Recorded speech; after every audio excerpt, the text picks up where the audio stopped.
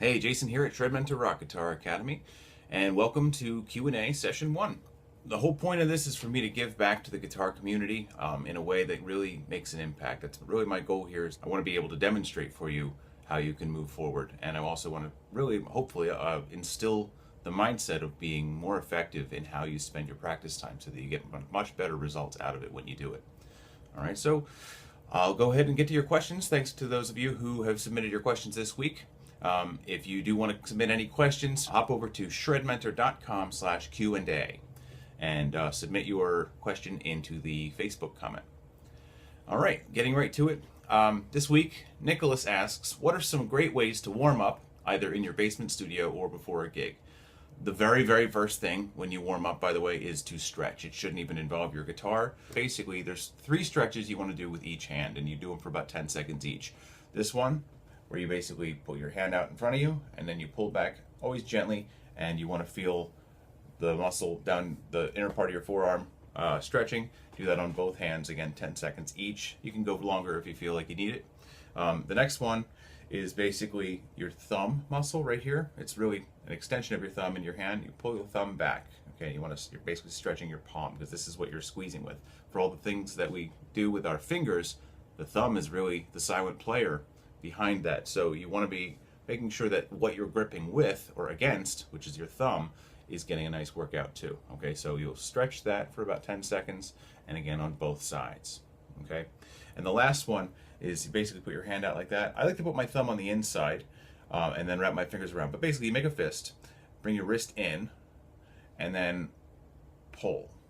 And you want to feel that going all the way down your forearm. You might have to kind of maneuver your arm a little bit so that you feel it, but you're aiming to stretch all along your forearm up to about your elbow. And the reason I put my thumb on the inside is because it makes my fingers have to wrap that much further around, so I actually feel it all the way down the back of my hand as well. So I just try to get a good full stretch, and again, once again, both arms. Okay, do that first. You might even want to do it for 20 seconds each. It'll only take 2 minutes of your time before you start going, but I found that it's much better for your muscles' development if you prepare them to be developed rather than just kind of shock them into development all of a sudden. That it's just, if you've ever just jumped into a really heavy playing all of a sudden, you'll probably notice that some muscles somewhere feel like they're about to explode within a couple of minutes because you're shocking them.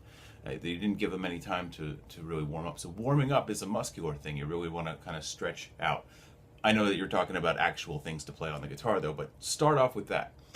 After that, there's a lot of different things that you can do. It just needs to be effective. So on the guitar, one of the first things I really like to do to warm up is just go with picking. The reason I like to do that is because typically we can pick consistently faster than we can fret. Okay, so basically what I try to do is I'm kind of trying to set the energy level kind of high so that I'm excited. I feel the speed from having warmed up with picking first, and so basically I'll just, like a lot of the time, I'll just load like the double bass tool on the shredmentor.com site. That's one of the free practice tools. So all you need is a ShredMentor account, and you can just sign up and log in, and you can use that. And what's nice is I use it on my phone. So when I'm away, I can just, if I have headphones or something like that, I'll just plug it into my phone and just kind of play along and just try to lock into, the kick. All right. So I've got the 16th notes, doing double bass in 4/4 at 170. So I like to set it kind of high and just start kind of tremolo picking and just let the picking guide the energy level. And then I'll start to kind of just riff around with it. So it'll look something like this.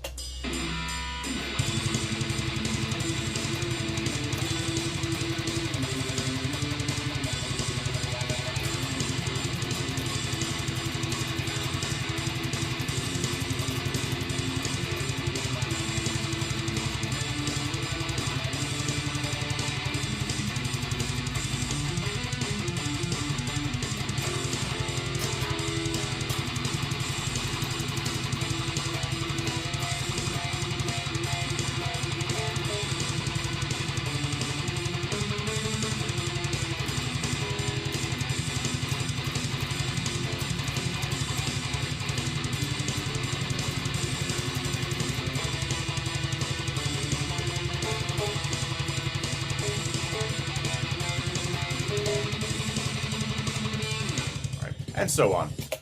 By that point, after about a minute or so of that, I'm still feeling that, you know, I'm at that energy level now. So I like to start there.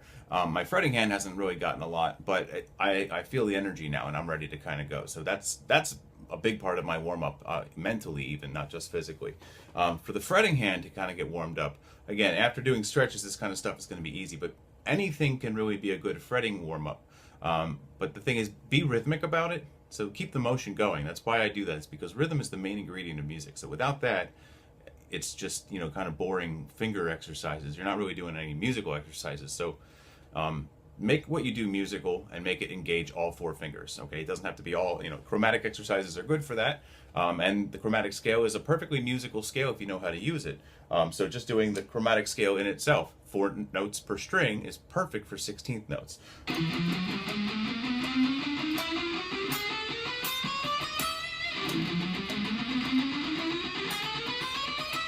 You notice that I'm accenting 1, 2, 3, 4, 1, 2, 3, 4, 1, 2, 3, 4, 1, 2, 3, 4. That's a really important part of everything you should do, but rather than with no note being more important than the others, make it the little phrases, because that's going to be a big part of kind of getting the energy maintained. All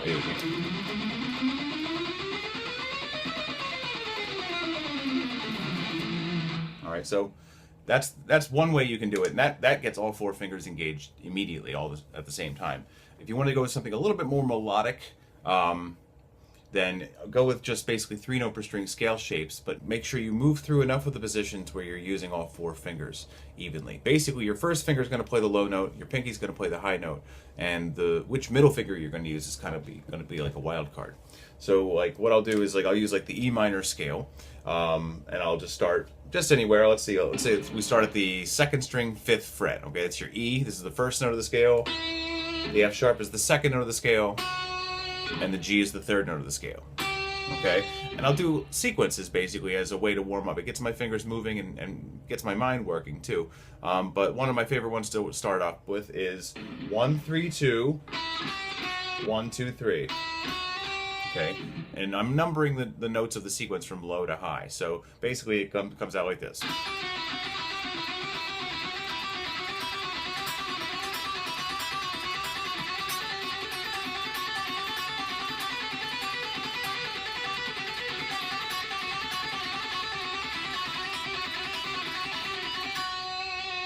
And just by doing that, just by moving between a couple of different positions, I end up getting my middle finger involved as well as my ring finger, since the middle finger kind of gets left out if I just do it in one position. So don't leave any fingers out. That's the key there. But ultimately, just anything that gets it moving. I'm a really big fan of sequences, because really my philosophy is there's nothing that you can get out of a finger exercise that you can't get equally well, if not better, from something musical. So never practice anything you can't already use. Practice melodies.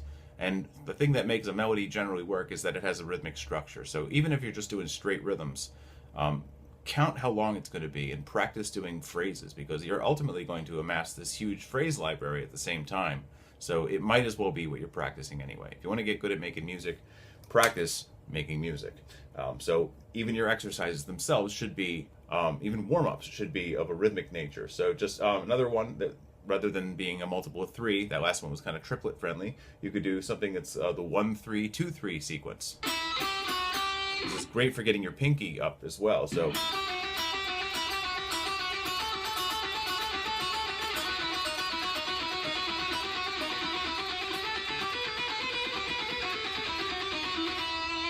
okay, so that's another really good one, because every other note is your pinky, so that'll get you, get you going pretty quickly.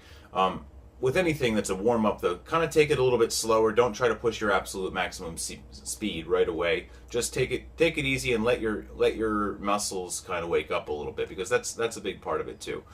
But by also setting the energy level with the picking, you'll still be kind of excited to kind of push. Just keep in mind what's going on there. Your muscles do need to kind of be a little bit gradually worked into it. But that's basically how I warm up, and really it kind of blends right into my actual practice. I don't usually do a lot of hammer-ons and pull-offs in my warm-ups, by the way. I kind of save that till the end, because it puts the most strain on the fretting hand.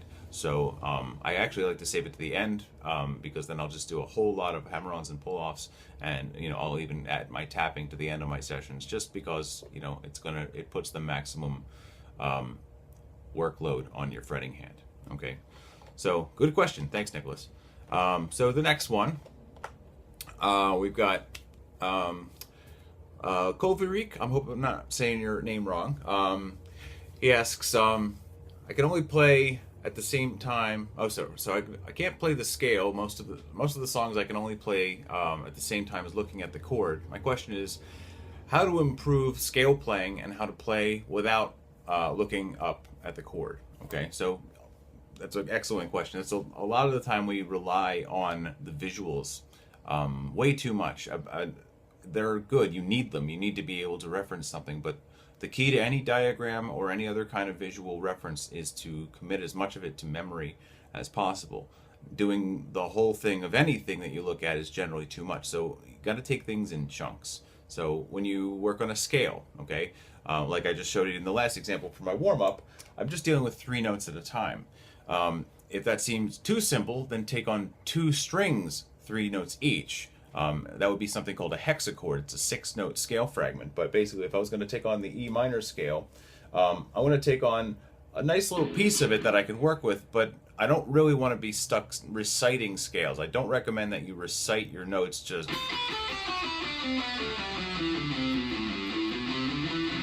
There's just no point playing the entire scale all the time. At some point you want to do it, but the way to practice a scale is not just to play it up and down just because that's what the diagram shows. The idea is play it in pieces so that you get much more familiar with the relationships between the notes. So 2 strings at a time is an excellent format for doing that.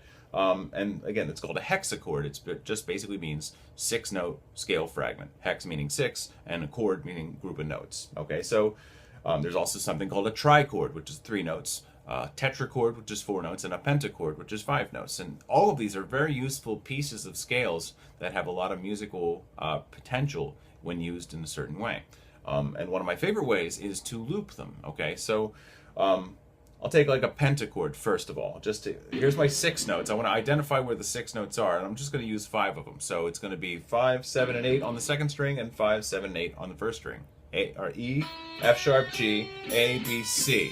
Okay, I'm just going to use E, F sharp, G, A, B, and come back down. Okay, and again, this comes back to what I said before. Always play something with a rhythmic idea in mind.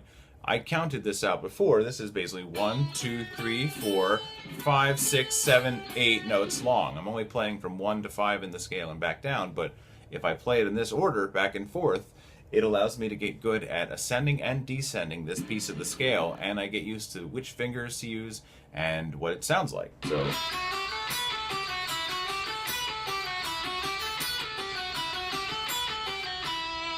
okay, now if your goal is to play with some speed also, then gradually increase the tempo by about 5 to 10 beats per minute each time you do this too, so that in this shape I get better and better at doing it faster and cleaner. Okay, and without even leaving this shape of 6 notes, there's another 5-note shape I can also approach within this, which starts from note 2. 2, 3, 4, 5, 6, 5, 4, 3. So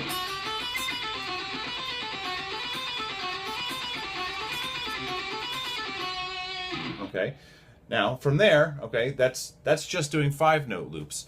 I would also want to do 4-note loops. So just 1, 2, 3, 4, and back.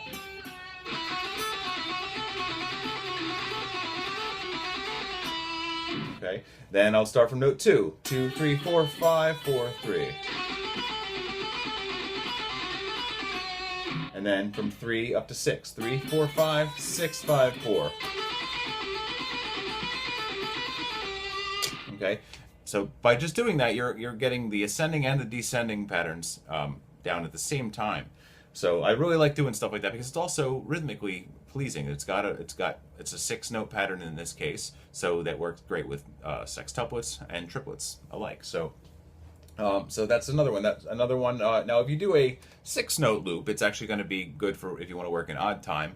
It's going to be 1, 2, 3, 4, 5, 6, 5, 4, 3, 2. So 1.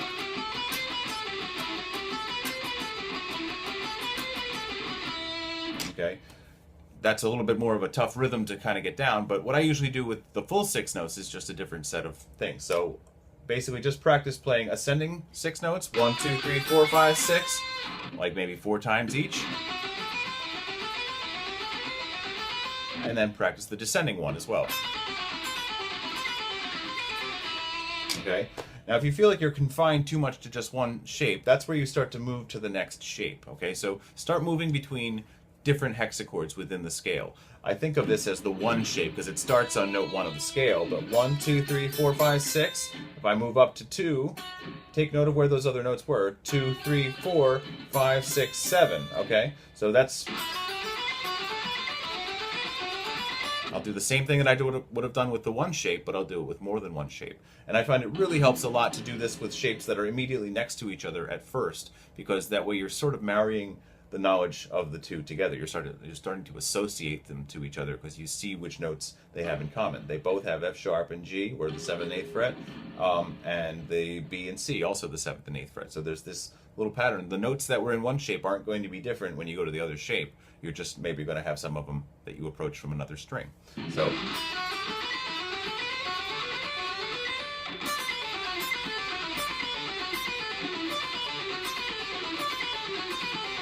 okay, now that's covering up and down. Notice I am going up and down the length of just the same strings. You want to do that as well, because a lot of the time when you find scale diagrams, it just goes across the neck as if it's a race to the other side of the strings. And it completely neglects going up and down the string. So don't forget the other axis of your fretboard, because that's how you get between different scale positions. A lot of people get locked into a scale. They only know one position of the scale. It's because you've only learned it across the neck rather than up and down. So start to get used to the scales on a single string or as 2 strings at a time. And gradually you can expand to 3 and 4 strings at a time. And that's how over time you start to build your fretboard knowledge. But just start with 2 strings at a time, because once you know that on one pair of strings, it's a lot easier to find your place and you won't get lost on the fretboard quite as often. All right, so now, saying that though, the same way that we just tied 2 of these hexachords together up and down the string, we also want to do it across the string. So this is where the full scale diagram comes in handy for like 3 notes per string. So I'm using basically what we might consider the G major scale. It's basically 2 strings at a time. It repeats the pattern. So it's 3, 5, 7, 3, 5, 7. Next 2 strings are 4, 5, 7. And the last 2 strings are what I was playing before, 5, 7, 8, 5, 7, 8. Okay? Knowing that it's just 3 shapes that repeat 2 strings in a row each time is a little bit easier to remember the whole scale, but we don't want to be playing the whole scale all the time. Start kind of really getting more familiar with little pieces of it. So what I would do here is I would play maybe the descending first 6 notes, and while still on this same string that I was on, I'm going to go back up to the G and descend from that note. So it's basically 6, 5, 4, 3, 2, 1, 3, 2, 1 again. Then this is the 7th, the 6th, and the 5th of the scale, and the next octave down. So I'm going to play 2 different, what I call overlapping hexachords, because they share the same 3 notes in the middle.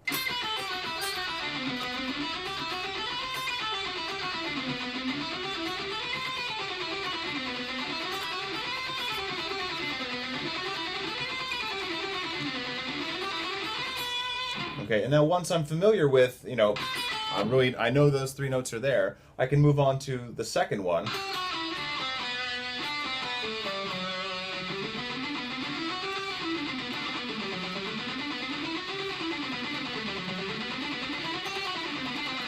And then eventually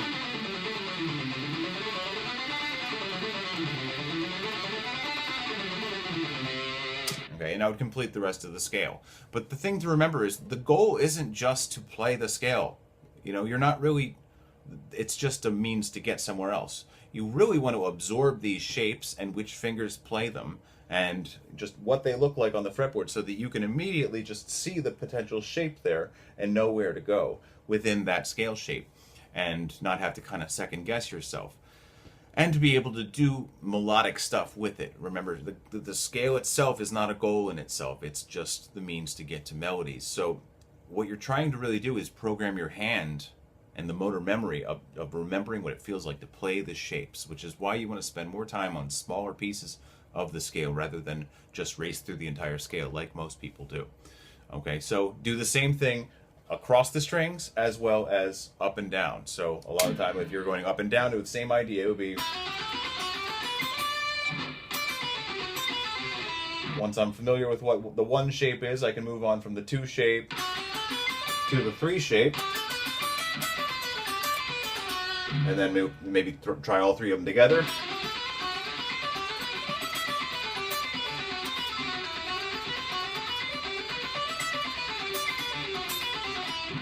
And then continue on through the rest of the scale, and just pay attention to what, at least like what position of the scale is, as far as like what note is at the bottom. That's how I usually think of it, is the root note of that particular mode, because if there's 7 notes in the scale, there's 7 modes.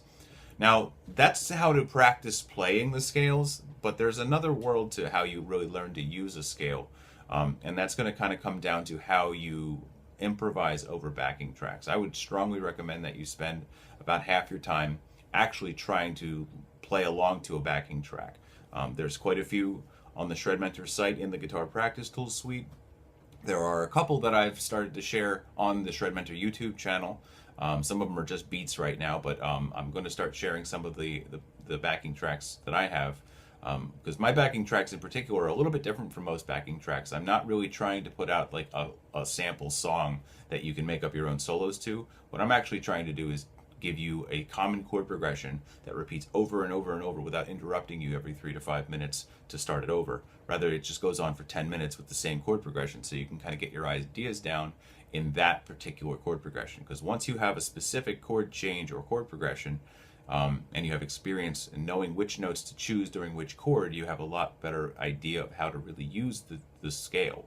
Because the thing is, the scale it's a collection of notes, but they're not all of equal importance. So when you see those diagrams that have just nothing but black dots for a black dot for every single note, it almost implies like every note is of the same importance, and they're definitely not. Every note plays a different role within each chord of the scale. So 7 notes, there are 7 chords, there are 21 primary chord tones, that's the root, the third, and the fifth, that make up every major and minor and diminished and augmented chord.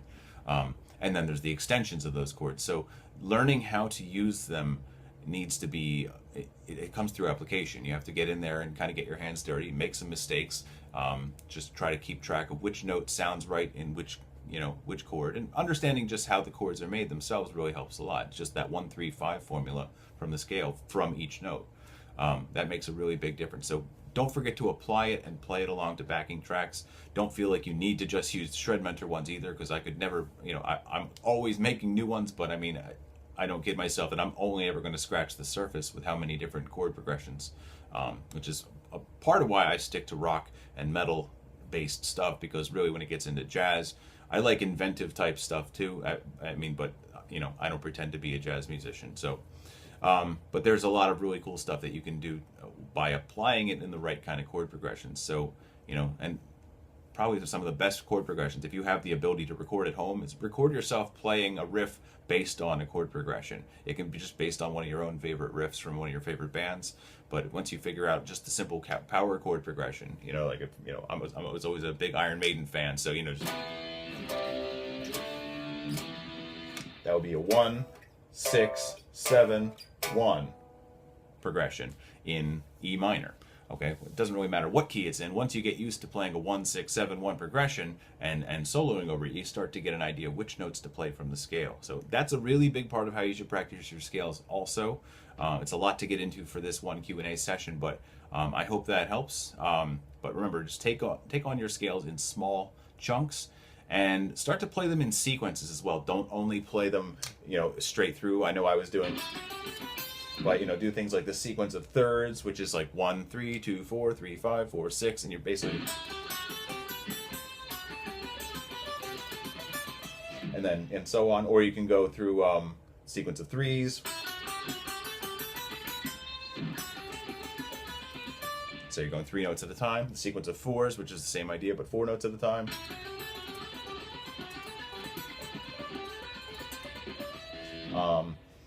Stuff like that really helps a lot, because that way you're not just reciting the notes in order. It's not really supposed to be just this mindless exercise. You should have to think. That's really the key, because you're trying to absorb as much of this.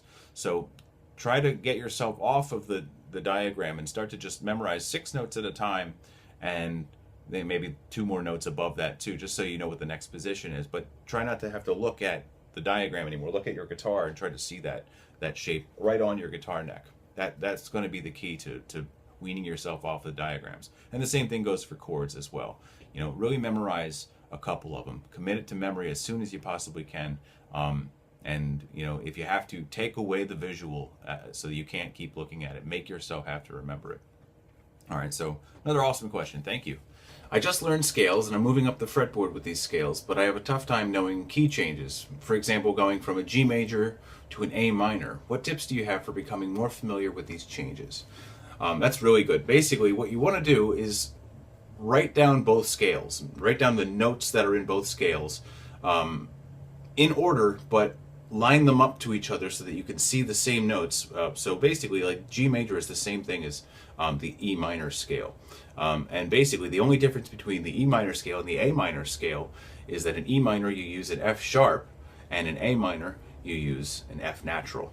Now, of course, the other big difference, of course, is that the root note, the focus is on E in E minor, so F sharp is actually the second note, whereas in A minor it's A, B, C, D, E, F. So it's the 6th note. But write down your scales like this, and write the numbers of the scale degrees so that you can see what's different and kind of regain your bearings about where you are in the scale. And another thing that you would want to do too is memorize the bar chords, basically, of each of the scales. And it's excellent that you happen to have an E string and an A string, because you can start with the chords basically E minor, your 1 chord is minor, F sharp diminished in a minor scale, the second chord is diminished, the 3 is major, the 4 is minor, the 5 is minor, the 6 is major, and the 7 is major. And then you're at 1 again, which is minor, okay? Memorize that you're basically following the scale on a single string with the root notes of the scale on whatever the lowest note of your chord is. So in this case, I'm following the low E string. And you can do the same thing with A minor, you know, and basically the A minor scale going up the A string as well. It'll also enhance your chord knowledge, but the thing is, you want to keep in mind what actual chord you're playing as well as what scale degree you're actually playing it, so that you can identify it with like what chord progression you're actually playing. Okay, so I hope that helps, because the thing is, when you're going to play over any kind of chord or scale or anything like that, you're always kind of trying to harmonize the chord that's happening right now. So knowing which notes make up that chord is going to be the key to understanding how to really play within it. And since, you know, if you meant G major chord and A minor chord, both of those actually happen in the key of G major as well as in the key of A minor. So it could be a very kind of transparent thing, and you don't even know you're in A minor until you introduce that F chord, the F natural, instead of the F sharp. So you can kind of play between these two keys. They're what you would call related keys, because they have almost all the same notes except for one note, which makes them right next to each other on the circle of fifths, if you're used to that visual. But yeah, another excellent question. I hope that answers it. So if you have any questions for me, head over to shredmentor.com/Q&A, and you'll find a Facebook post embedded there. If you have any questions for me for next week, go ahead and post them in the comments, and I'll address them in the next video. Thanks for watching, and until next time, rock on.